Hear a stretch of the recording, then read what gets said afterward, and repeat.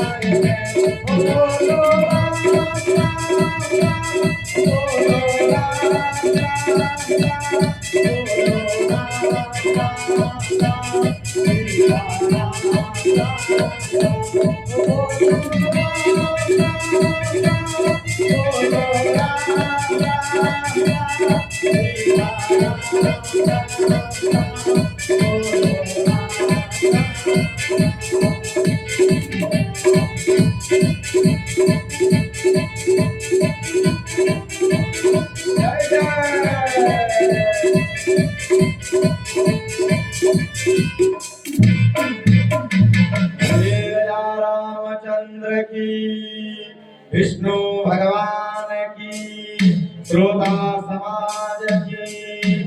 और एक नन्हा मुन्ना बच्चा, क्या नाम है, कौन से है उनका? गुड्डू कुमार, डुग्गू कुमार। कौन लगते थे?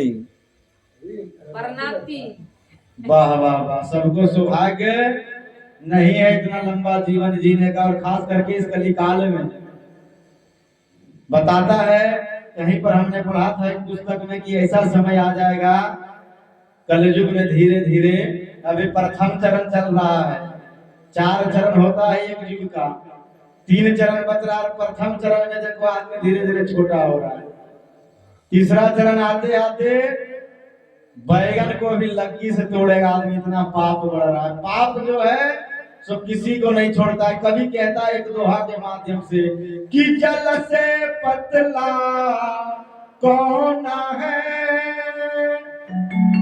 अजी कवन भूमि से भारी, कवन यज्ञनी से तेज है, कौन का जल से काली।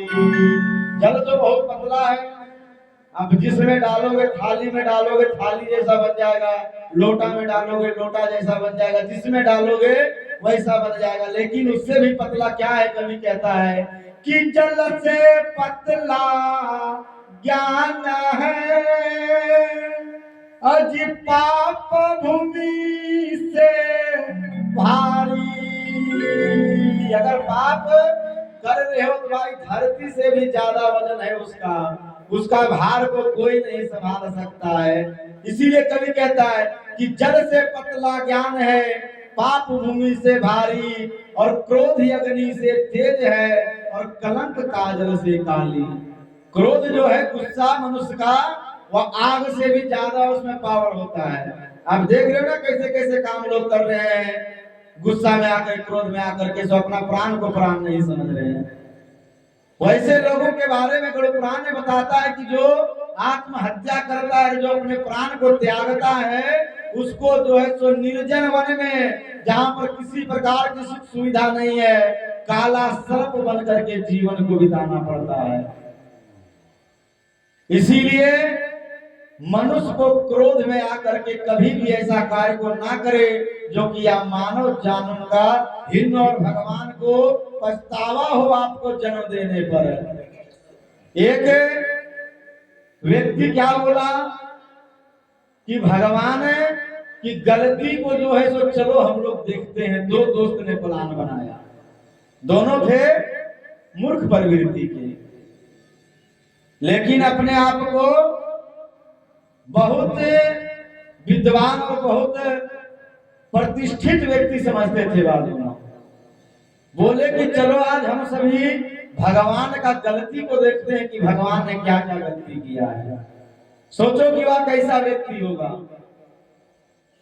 और दोनों दोस्त मिल करके जाते हैं, तो जाते हैं थोड़ी दूर, तो एक गांव में देखते हैं कि कद्दू, जिसको हम लोग लौका बोलते हैं गांव का भाषा में, वह कद्दू का जब वह देखता है तब देखता है कि कद्दू जो है सो बहुत बड़ा बड़ा उसमें लगा हुआ है।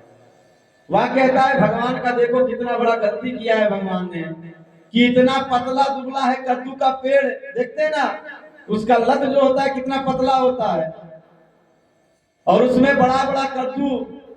भगवान का क्या मन में विचार आया कि इतना पतला सा जो है टहनी में, इतना कोमल सा पौधा में जो है सो भगवान ने लरदार में इतना बड़ा बड़ा कद्दू दे दिया भगवान का। यहाँ पर भगवान ने गलती किया है। तो उसका दोस्त कहता है जो मूर्ख रहेगा वो तो मूर्ख का ही साथ देगा।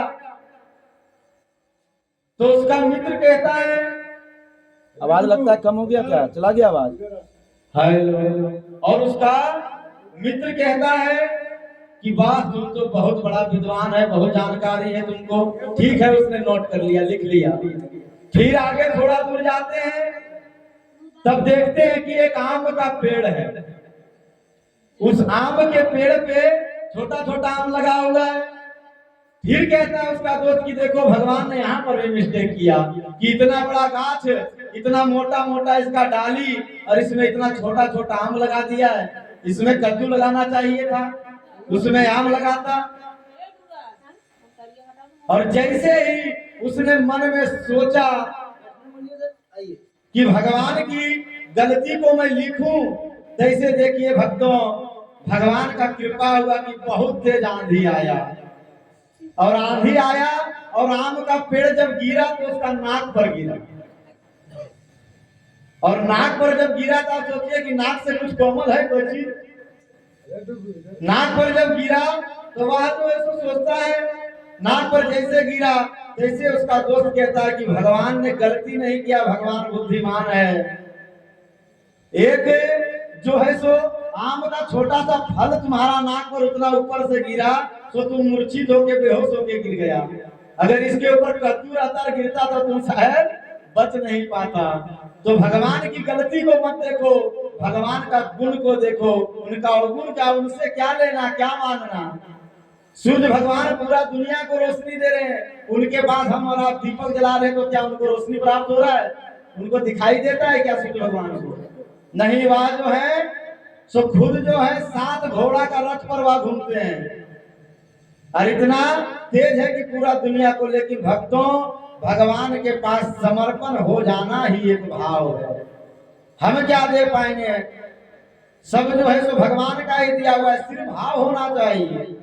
मीरा के पास किसी प्रकार की कमी नहीं थी, लेकिन वह भगवान के भक्ति में पागल होकर के जंगल जंगल वन वन घूमा करती थी, और एक ही बात को गाती थी कि अच्युतम केशवम कृष्ण दामोदरम नाम नारायणम जानकी वल्लभम।